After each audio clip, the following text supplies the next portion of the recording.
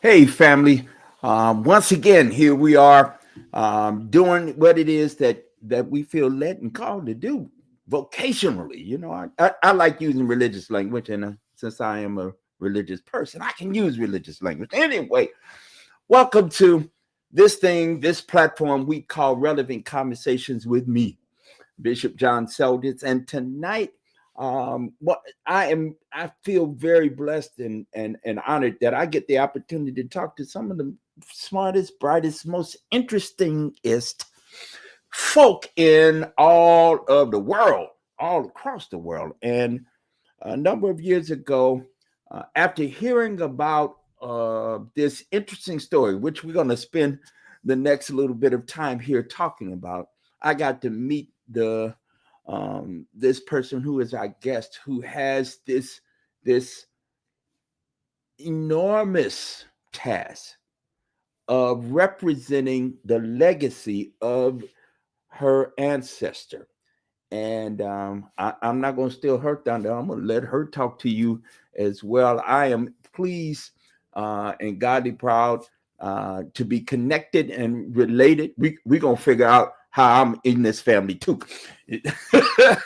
But certainly we're godly proud and pleased to have her for the first time on this our platform. Let me introduce to you Her Royal Highness Karen Chapman. Come on and greet our friends and family. Hello, how are you doing? You were doing a wonderful job actually introducing me.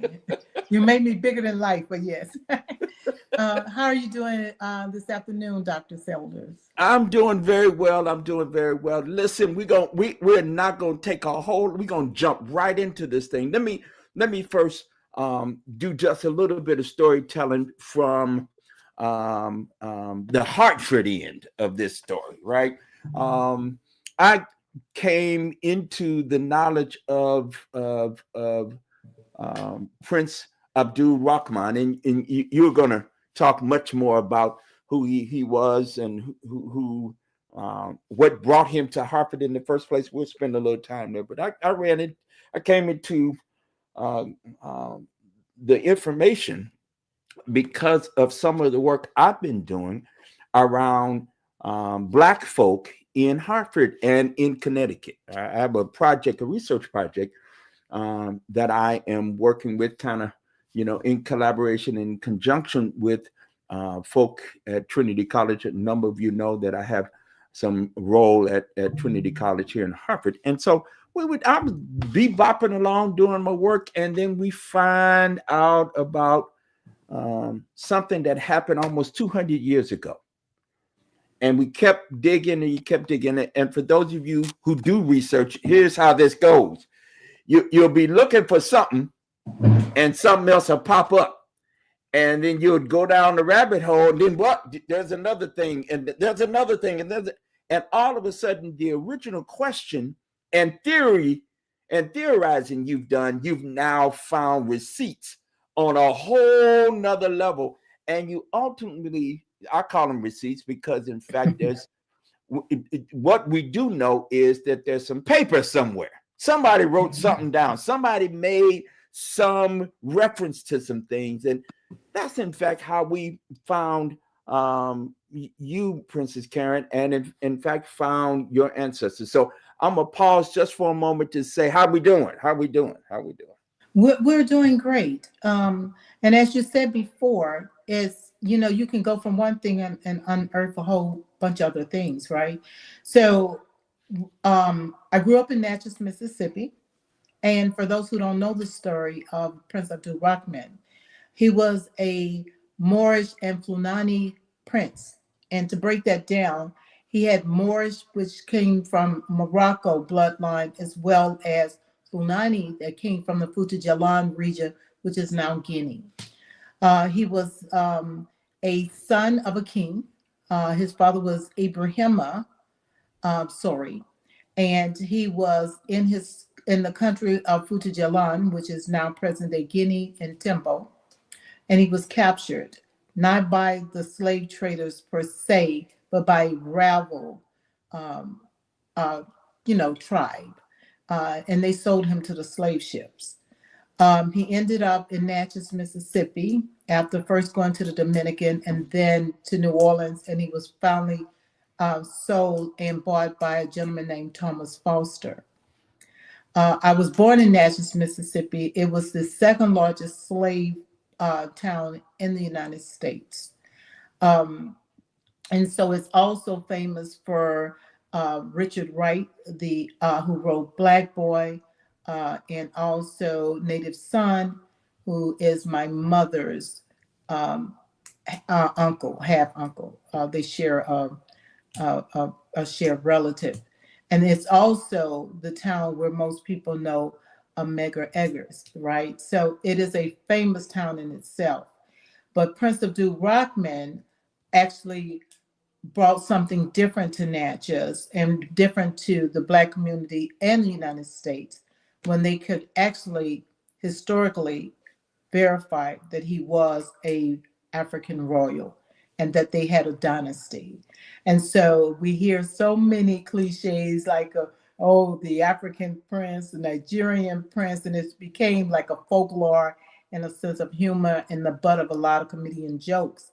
But this prince actually suffered quite a bit, and he struggled for 40 years in captivity until he was emancipated. And that story in itself took on its own element because there was diplomatic and kingdoms involved to get his freedom. So let's go back just for a second, because there's a bunch of intrigue in just what you just set up. You just set up. First off, for him to arrive in Natchez, Mississippi, the journey it took through the Middle Passage or the Meafa, he goes to what we now call the Dominican Republic, yes. And then he's bought and sold to New Orleans. And then, just in case those of you don't know your geography, New Orleans is at the very end of the Mississippi River, and so he and those enslaved Africans went up the Mississippi River and were ported off in all the towns along the way. That's why today Mississippi has the one of the largest populations of African Americans, because there were a bunch of enslaved Africans who worked those plantations in Mississippi. That's a topic for a different day.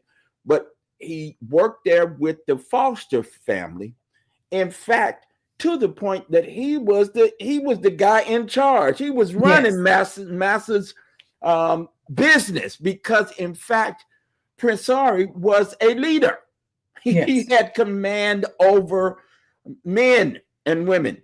And so his leadership brought him into distinction, serving Mr. Foster, Colonel Foster. I think he was a colonel during the one of the wars. And this is the intriguing part of this story for me. He was in town doing his business, and he was seen by a physician who had come to Timbo, where the family and the family was in Africa, and had gotten injured, took ill, and it was the family there that took care of him, and he recognized him from a distance in Natchez, Mississippi, of all places. And that's where the connection came, that his family nursed me to health.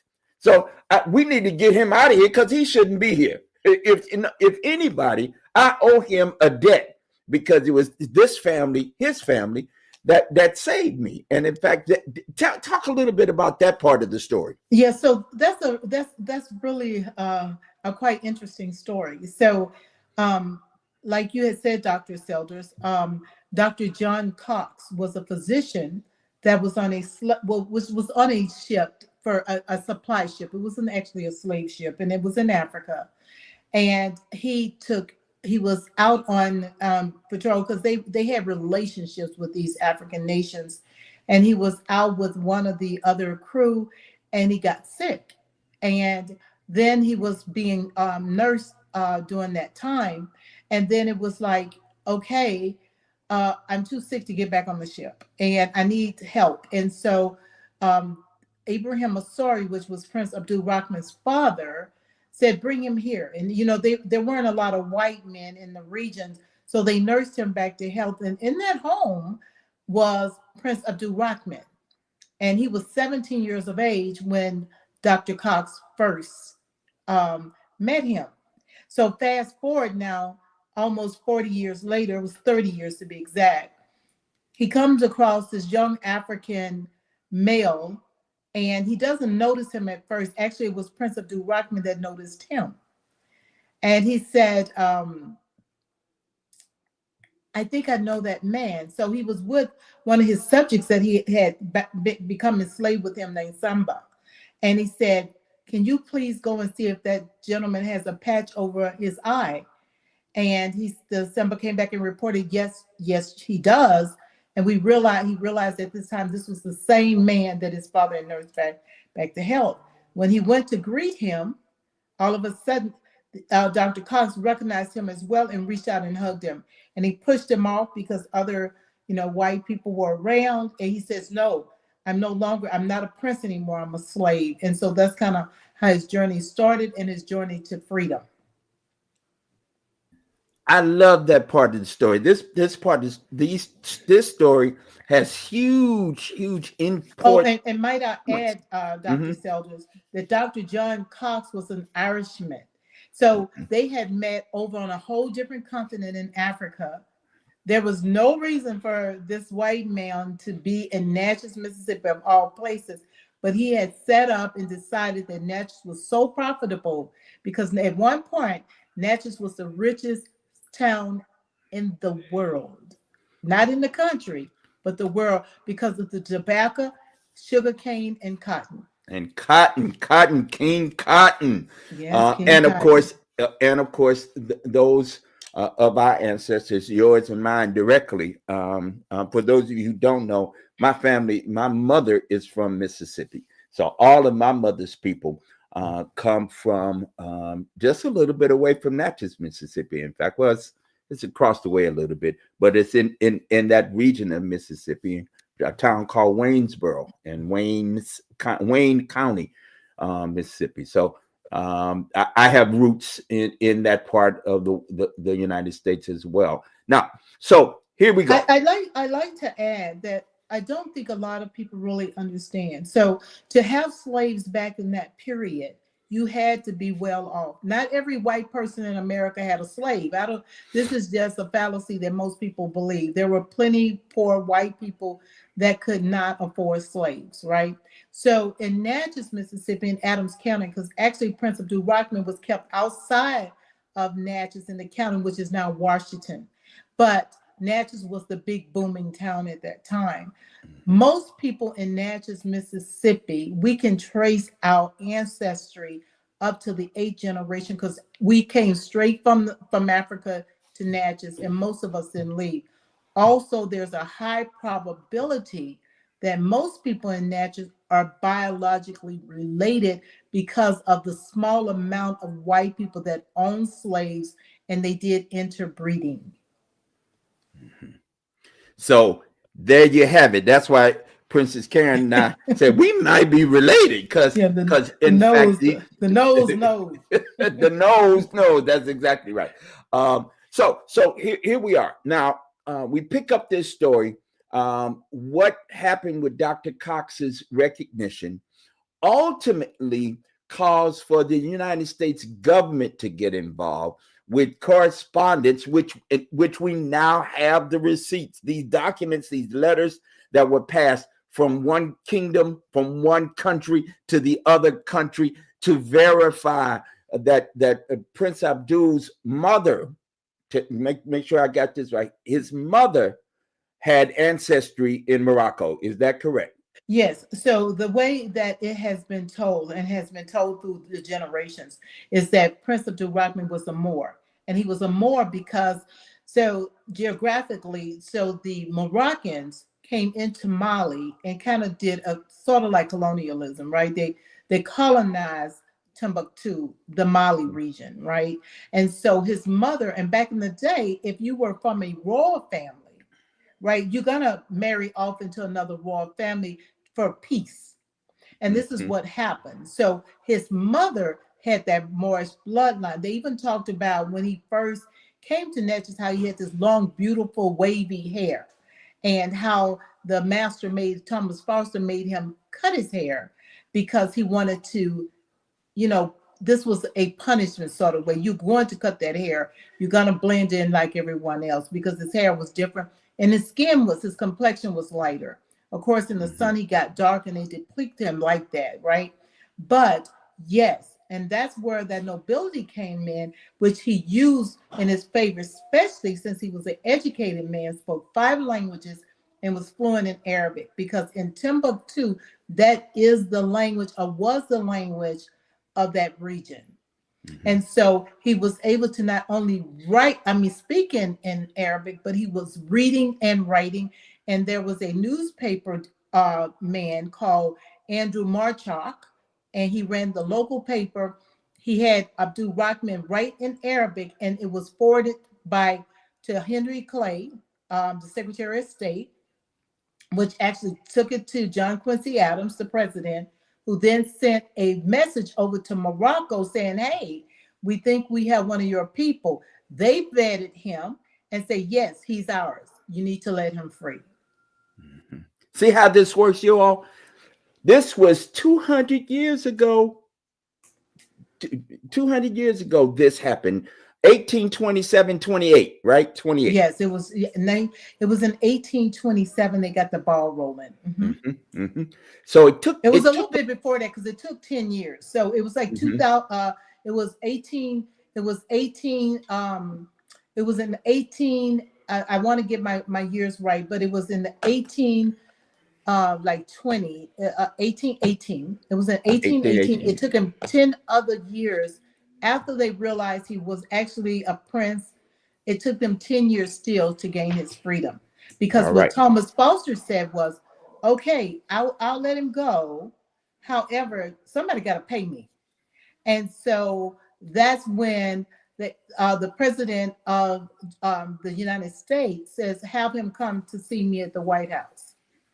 And he gave, and it's on the books, where John Quincy Adams actually gave money for Prince Abdulrahman's freedom and that of his wife, Isabella. All right. So now, and check this, y'all. Check this. This is when now the story gets hot. Because of the discovery of Prince Sori and this relationship, now people wanted to get on the bandwagon, right? So the other folk wanted to get in on this, right? And at the same time, and in fact, around the same time of his initial contact and discovery, in that period of time, there was a organization called the American Colonization Society. Some of you all may have heard of it, that got started and founded. Their founder said, listen, we need to do the best we can to purchase the freedom of other Africans who have been enslaved. And wouldn't it be a good idea? Wouldn't it be just as God would have it, that we would purchase these formerly enslaved folk, we purchase their freedom and then send them back to Africa? Isn't that just the way God would have it? And if we convince enough folk to do that, we can get rid of all of these Africans. And you know, the altruism in that, we're suspicious of it today. But that was the thinking. And so the American Colonization Society got started. We now know it was the beginnings of the American Colonization Society that ultimately led to the establishing of the country of Liberia, which are the leadership of Liberia are those ancestors today of those formerly enslaved Africans who were here in America, who were repatriated. It didn't even matter what tribe they were from. They didn't necessarily have to be there, but Liberia is on the west coast of Africa. We now know that the enslavement period was all over Africa, Southern Africa, Western Africa, and East Africa. So, as we have done, some of us have done our DNA, and gotten that DNA test, we now know we have ancestry, that dates, that's all over Africa and have connections to multiple places. But the largest number of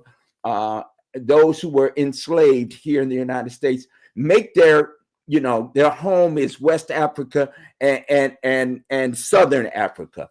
And here's another interesting fact that we don't talk a lot about. Many of us, our sojourn was through South America. In fact, the Portuguese were the first who were involved in the enslaving of Africans for the purposes of making money. Let's just be very clear.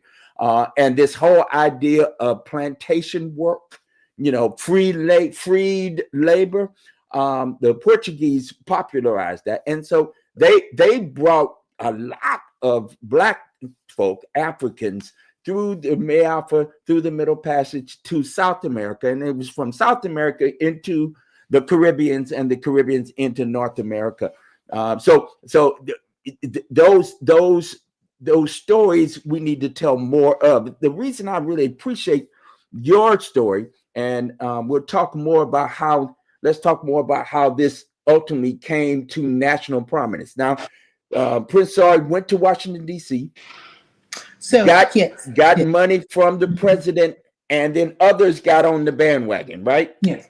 So the interesting part to that was after Prince Abdulrahman obtained emancipation for him and his wife, then he was Thomas Gallaudet, the founder of American Sign Language, reached out, and he had started like you said, the ACS Auxiliary, which was in Connecticut. I mean, it wasn't fully the ACS, it was at the beginning stages, but he was like, this would be a good marketing to get other Black people to want to go to Liberia, and we can work with these white slave owners to try to, get their people back. And so, but it came with conditions, because as John Quincy Adams, which few people know, never had slaves. He never owned slaves. And so Andrew Jackson had beat him out of the election.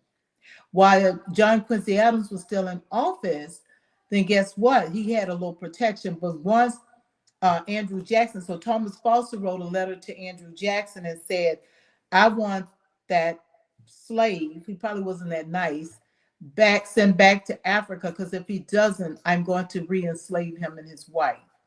He was trying to raise money through with the help of Thomas Gallaudet and Center Church, right, on this tour up through the Northeast to raise money for his 9 children left in bondage or in captivity, enslavement in Natchez, Mississippi, which I am part of that legacy, right? Right. And so he ended up having to leave without his 9 children. Mm-hmm. And so in 1829, he boarded a ship, right, back to Africa, to Liberia, where they were sending all the slaves, and with every intent to make the journey back over to Timbo. But unfortunately, hang on. Let's hold up. Let's hold. Story. So here we are. Now, Thomas Gallaudet, again, as Princess Karen just informed us, he's the dude from the School of the Deaf, the whole signing and all that kind of stuff. He both started a school here in Hartford, Connecticut. Yeah. And then ultimately, Washington, D.C., he and his son, his son actually went to Trinity College. So some of the stuff, the receipts we got because these folk were in relationship with one another, right? So Center Church, which is the congregational church here in Hartford, the first church. For those of you who are not in New England, this is how it goes. In order for a town to become a town, it had to have a couple of things, one of which is a congregational church in that town. All right, before they could even be a town. So if you come to New England, most towns around the town green, which is the downtown of any particular city or town. There's at least a congregational church and an Episcopal church, and then later on a Catholic church in and around, in proximity to those towns, as well as those churches had the more prominent members of said town. Thomas Gallaudet was a member of Center Church. All right, he wasn't a pastor there; he was a clergy person, but he was a prominent member. And Thomas Gallaudet also, and his story is a fascinating, interesting story. He was born in Philadelphia, so he had roots in Philadelphia. His family was a prominent family in Philadelphia, and then they moved to Connecticut and to Hartford in particular. But he still had connections both in Philly and in New York City. Now, again, let me give you the time frame. We're now talking 1828, 1827, 28. Now, Prince Sori, along with several others, are traveling around the country. They came to the East Coast. We now have documents that said that Prince Sori was in New York several times. He's in Philadelphia. He's in Washington, D.C. He came to Hartford a couple of times. We think it was probably the same trip, but we're trying to figure that all out. But that he came here, then he went to Boston, then maybe possibly came back here, went down to New York City, and then maybe came back here again. There were several events. We have some receipts on the event. In fact, Thomas Gallaudet wrote a book about Prince Sori's visit. And he documents for us, at least from his perspective, how he came to know of the story of the prince and his activity, in fact, with relationship to Prince Sori. They were very proud of their connection to Prince Sori. Now, here's another thing that makes this all possible. The one of the underlying reasons that the people who were involved in the American Colonization Society and the Connecticut Colonization Society, that's what you're talking about, the auxiliary. They in fact founded the Connecticut Colonization Society in conjunction with and in association with the national organization. Yes, absolutely. Right? Correct. They started that because what they wanted to do ultimately was to Christianize Africa. Yes. So these formerly enslaved Africans who are being emancipated, who are being freed, their freedom are being purchased by these benevolent folk. They really wanted to make sure that they were trained and Christian, and then they wanted to take them and have them go back to Africa as an evangelism tool. Are you all hearing me? All right. Now, what's funny about this whole thing, and Princess, you and I kikied about this, because we understood that Prince Abdulrahman Ibrahima Ibn Sori was Muslim, and he was always going to be Muslim. And in fact, many enslaved Africans who made the journey to the Americas, they were actually Muslim. So one of the things I found very interesting that we have to understand that is shared amongst African Americans, one cultural value is that we know how, I'll say it this way, there is a dual consciousness between us. We understand that we got to do it one way because some group of people, y'all call it, what y'all call it? Making it so we're making. Well, that too, but we do a little code switching. That's what y'all call it. Y'all call it code switching. So we know how to be in the company of some folk. We can sing and dance and entertain on Sunday, while swing low, sweet chariot coming for to carry me on. Yeah, isn't that a great song? Oh, that's such a great thing to hear that harmony. And the white folk didn't know that black people were telling messages that maybe maybe the Underground Railroad and the engineer of the Underground Railroad was meeting. Follow the Drinking Gourd, right? These songs that were interesting songs and had religious connotations, but they also had embedded messages. Our tradition of quilting, which you also have had some connection with, also were this gathering of stuff, and embedded in the quilts themselves were hidden messages, right? So one of the things that people, I've just interestingly, I've heard a conversation that's stirring up about there is no African American culture, and you would be wrong to repeat that lie. We have embedded in who we are as Africans here in the Americas is this very fundamental idea that we can say one thing, represent one thing, understand one thing, having or say one thing, but it may have 3 or 4 meanings. If I'm wrong, then why is it that Michael Jackson could record a song, title the song and the album Bad, and bad means good?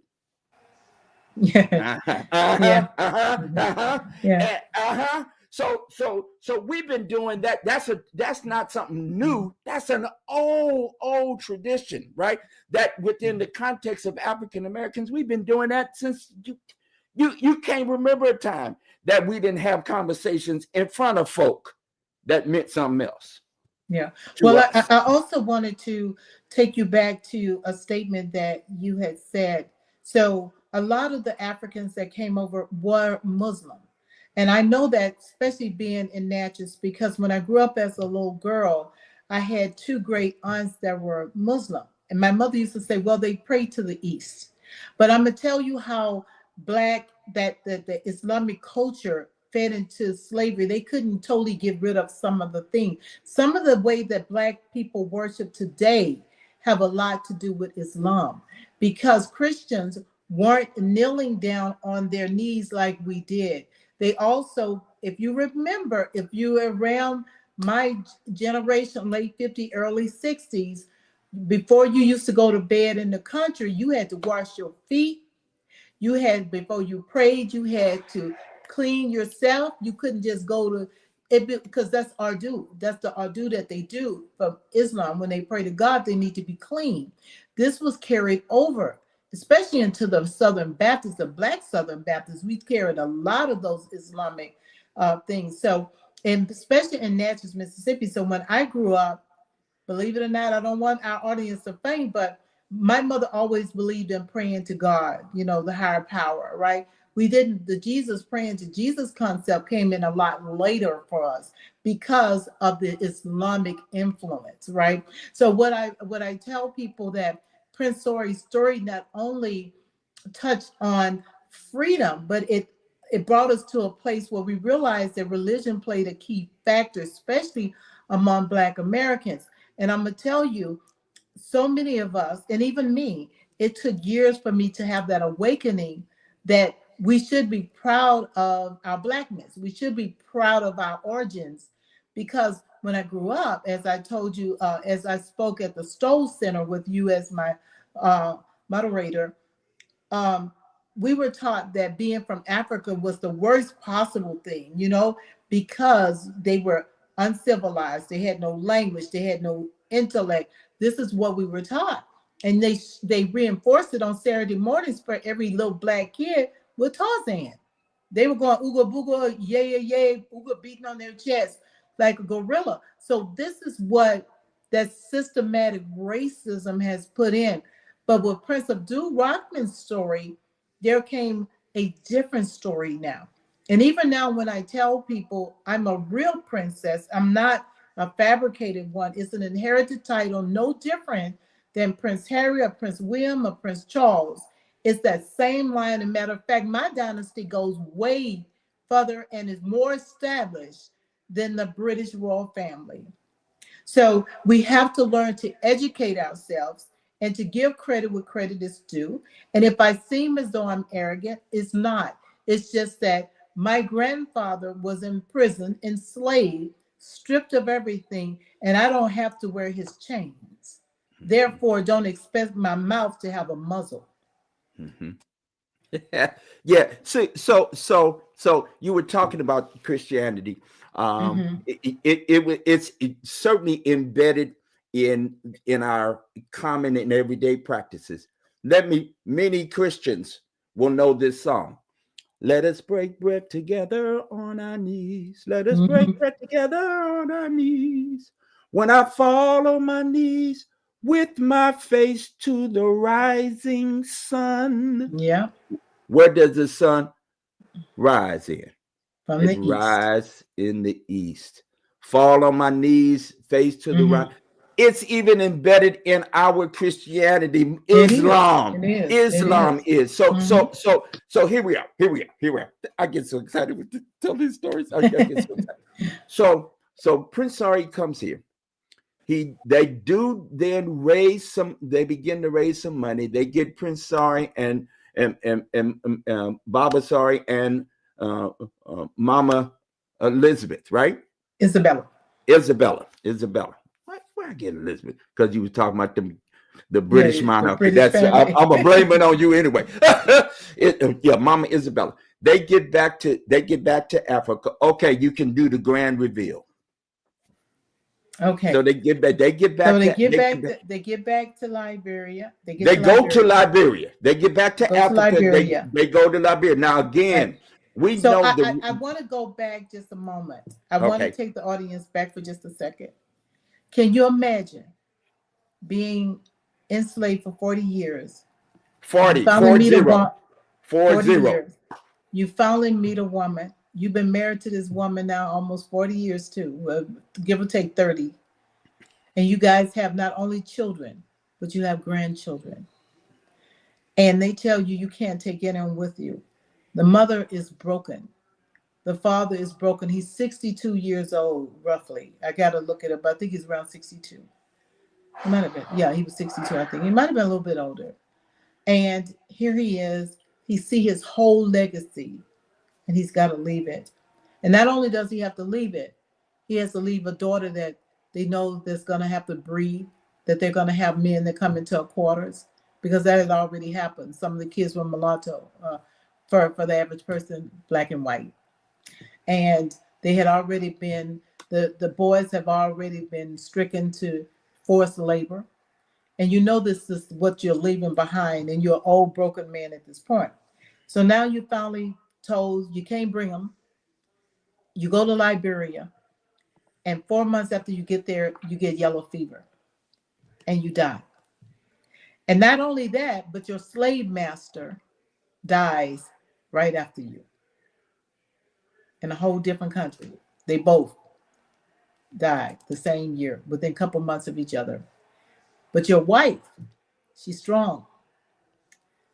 Even though she couldn't bring those kids with her, she kept fighting.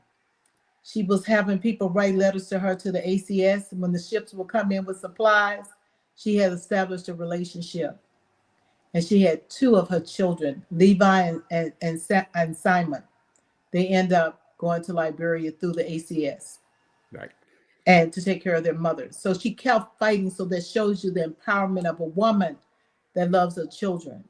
She Mhm. didn't stop. And to be honest with you, Prince Abdulrahman knew that he was fighting a losing battle. He wanted to free his sons first, not his daughters, because he knew that the daughters would bring profit to the slave master by having other children. Because what people don't understand is that in a market of supply and demand, a slave was expensive for a white slave owner. They paid $900 for Prince Abdul Rahman. So each slave, so that was a lot of money. $1,000 was a lot of money back in those days. So when you have a baby, guess what? That's free labor. You grow that baby. If that baby starts working in those fields at 5 and 6, running Mhm. errands, doing things, and then if you get a girl, that's even more profit because she can have other babies, just like you breed animals. So he knew that if he tried to get the girls, it would be a lost cause, but to get the boys, he might have a chance.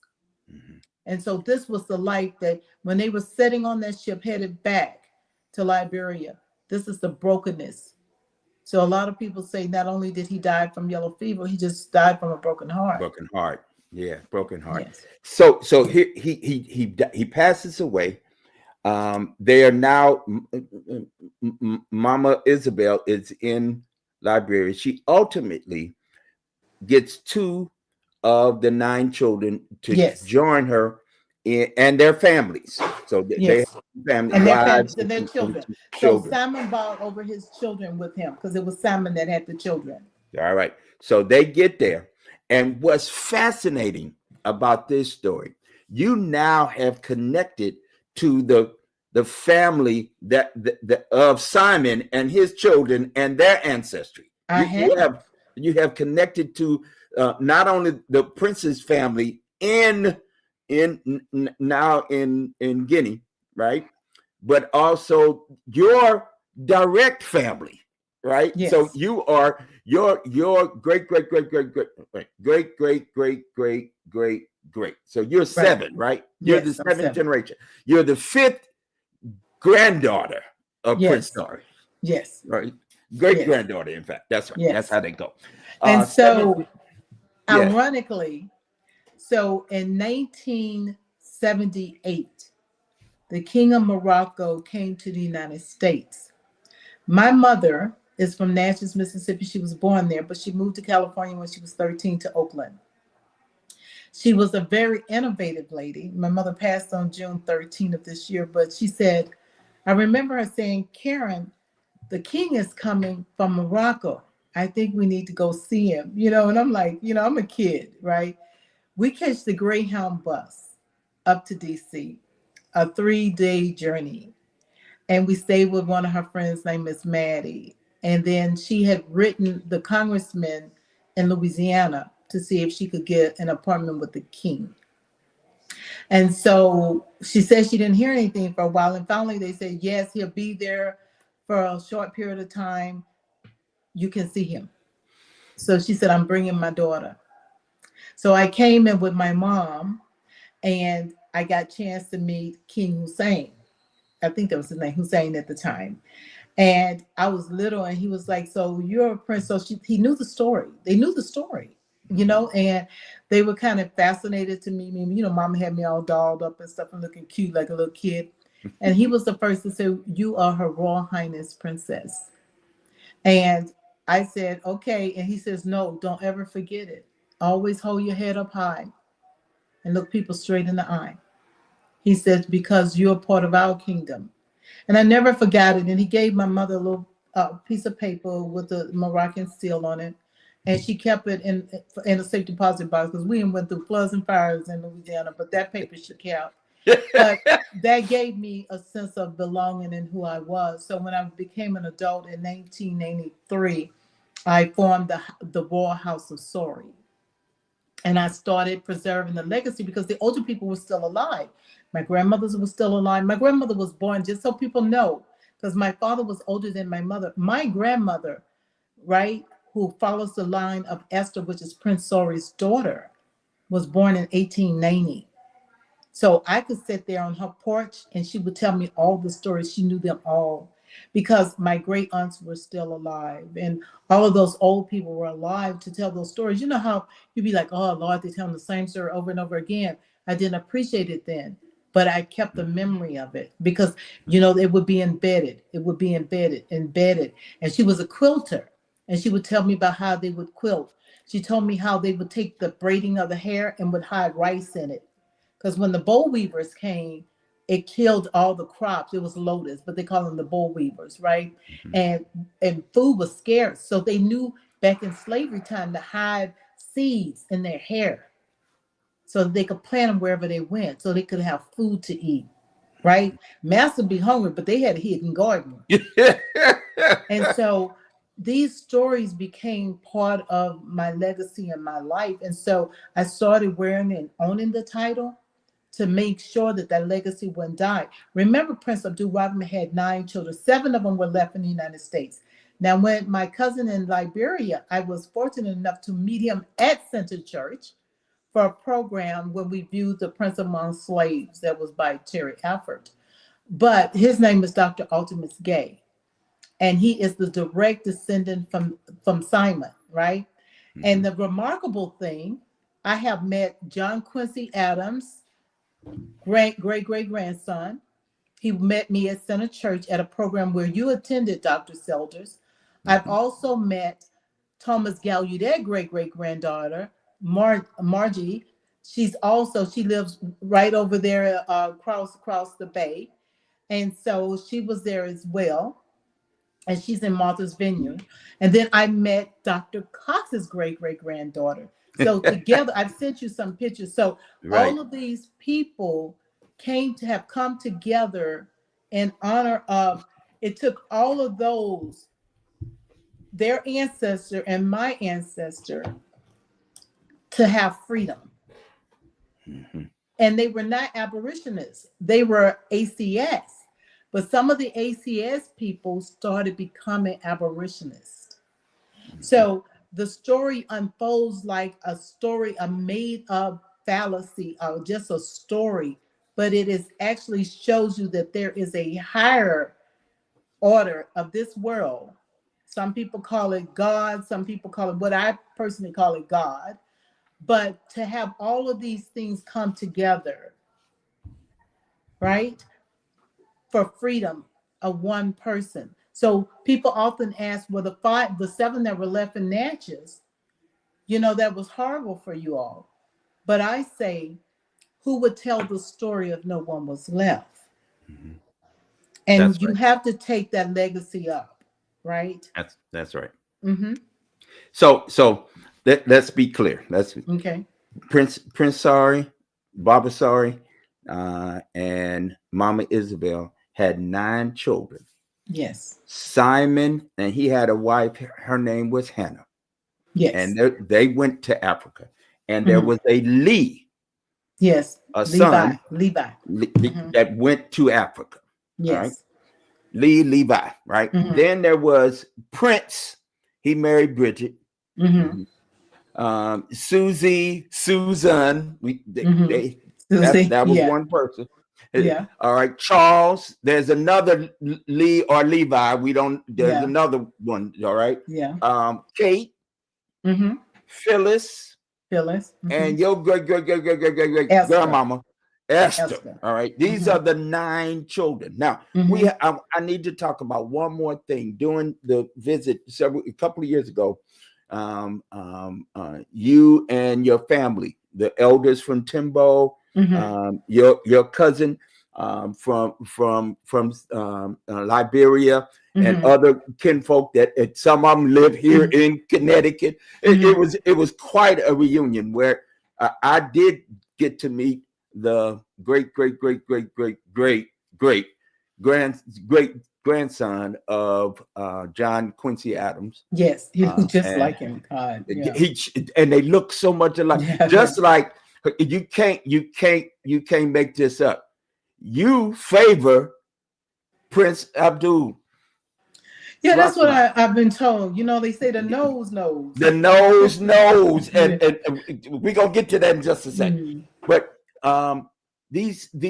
this interesting connection and cross connection of histories and people's families that leads us to one of the questions I wanted to get to ask you that we ended up talking about is what wet your whistle. How did you grew up knowing these stories? Yeah. Now, Mm-hmm. I would say to for many of us, we also too know some of these stories. Our Mm-hmm. families have these if you around the old people, and I hung out with all the old people in my family, they tell you stuff, right? Mm-hmm. And you didn't actually understand what they was telling you until much later. You have this remarkable family story to which you have now released a book. That's what I was trying to get to. I tried Yes. to get to this story because you now, because of your own work and some of the work that both your cousin over on the Africa side and some of the work that we've done here, with our partners at Center Church, and we have to name the Reverend Dr. Eric Hurst, Yes. who has led the charge in relationship to the discoveries of some of the documents that from 200 years ago, y'all, 200 years ago. This ain't just happened yesterday. This ain't happened a century. I'm sorry, a decade or two ago. Not even a century. 2 centuries ago. We can tell this story and tell this story pretty accurately. There are a number of different connections with the Episcopal Church, which is in fact the bishop of the Episcopal Diocese here in Connecticut. He was the third Episcopal bishop of the Diocese of Connecticut. Is also the founder of then Washington College, which we know today as Trinity College. So these founding folk of the college were also a part of the group that were involved in the founding of not only the Connecticut Colonization Society, they were also founders of the American Colonization Society. Hold on. They were also the same folk 10 years later that were involved in the Amistad, the boat, with the Cinque and all that kind. They were. These are the same peoples. These are the same people, and they were also a part of the failed attempt to establish a black, what I would call it, HBCU here in Connecticut. That's true. There almost was a black school in the 1830s established for the education of black men in New Haven, Connecticut. That's where Yale is, for those of you who don't know. So there's this rich history of folk. The reason the reason Liberia is important because, in fact, we graduated here at Trinity College. There was a graduate of at least one. There were probably several black men that got master's degrees, and those men went to Africa as well through Liberia. And one of those men, 20 years after arriving in the late 1820s, established a school called the Fourah Bay School, Fourah Bay. That is now the Fourah Bay College is now a part of the University of Sierra Leone and is in the UNESCO historic sites. The building that was established in Sierra Leone still exists. And for a period of about 125 years, it was the school for Western education in West Africa. So those who came and got degrees in the Western context. Now, I say that only to say this, that you all, if you're African American, people would say this as a term, from here to Timbuktu. We didn't know about Timbuktu. We didn't know what that was really. It was just the inference was that Timbuktu was far away from here. Well, we now know Timbuktu houses one of the oldest of what we would call a university. And they have documents and books. It was the site. In fact, it was a historic site for over a millennia for education. And Prince Sori was educated in Timbuktu. Isn't it interesting? To speak 5 languages and, in fact, to not only speak Arabic, but to write. I'll happen to be with you. This is the last little bit of notice, and we have to get you back. You got to come back because we got to talk more about this. All right. But I happened to be with you when, in fact, we believe we were looking at the script or hand of your ancestor, Prince Sori. Because he could not only speak but write, and we think we have a document that was his hand.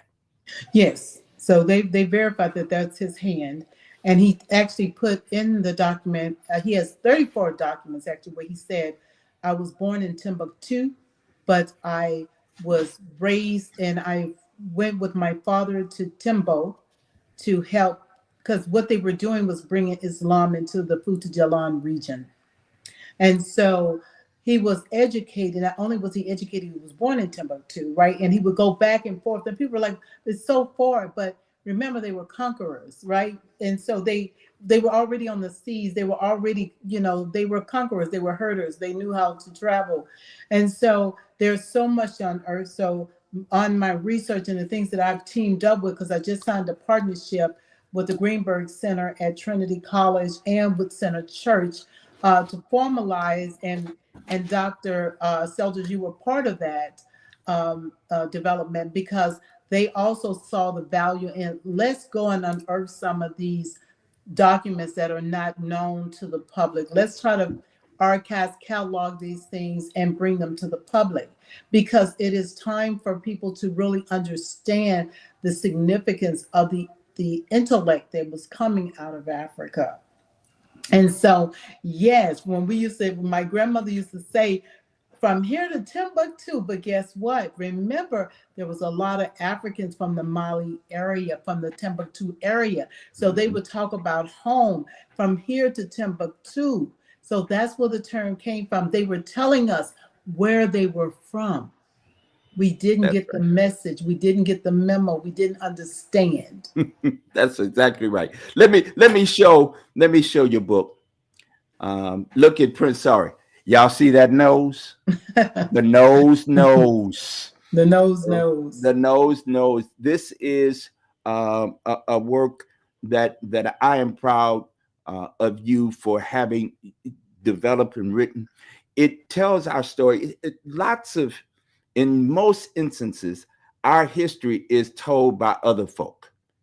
You have this incredible distinction to be able to tell your story and tell it with your own voice. Tell it because it is your family story. Yes. It's remarkable. It's a remarkable piece of writing.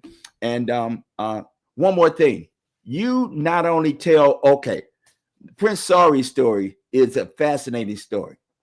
But what's even more fascinating is, and you named it, there were 2 of Prince Sori's children that ultimately went back to Africa. 7 remained. I also had the privilege.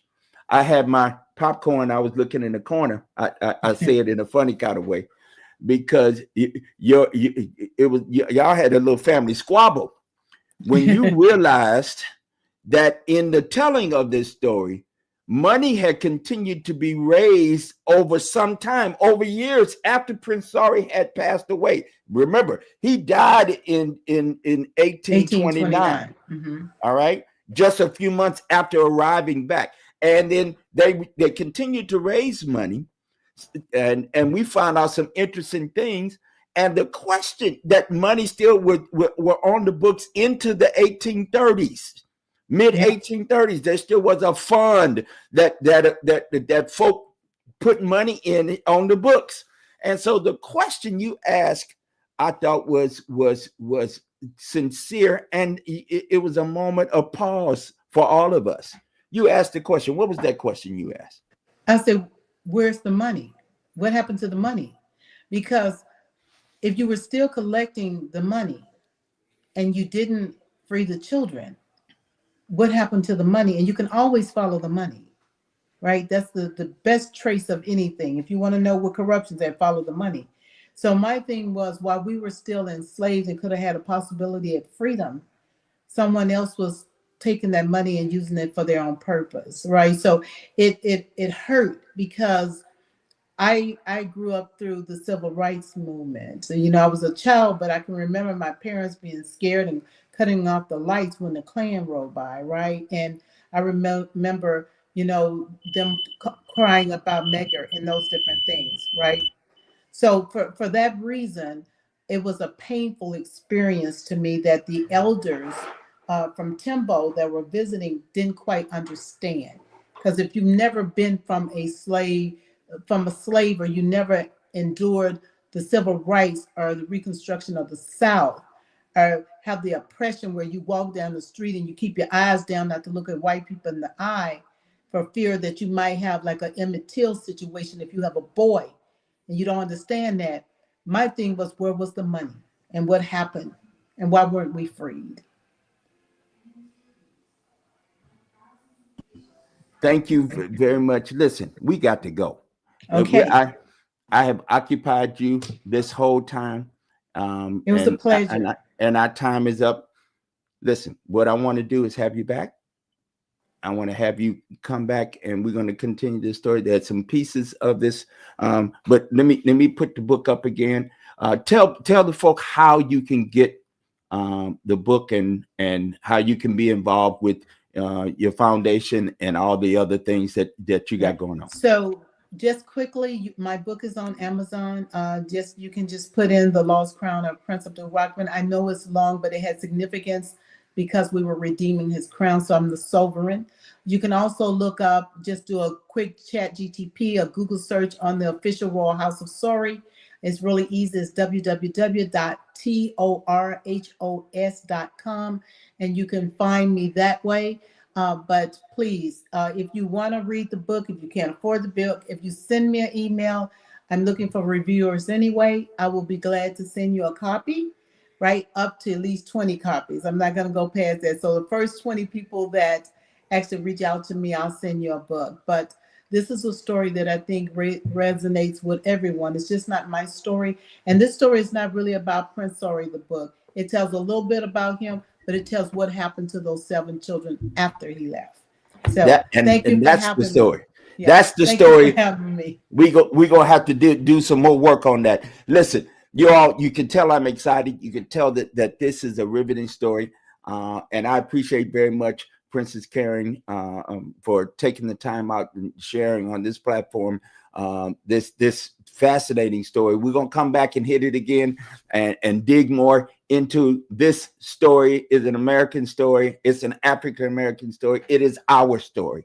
And thank you again, Checker Karen, Princess Karen, for joining us. And we're going to be back at the same channel doing the same kind of stuff in the coming days. All right. Stay tuned, folks. And bye-bye. So then, good night.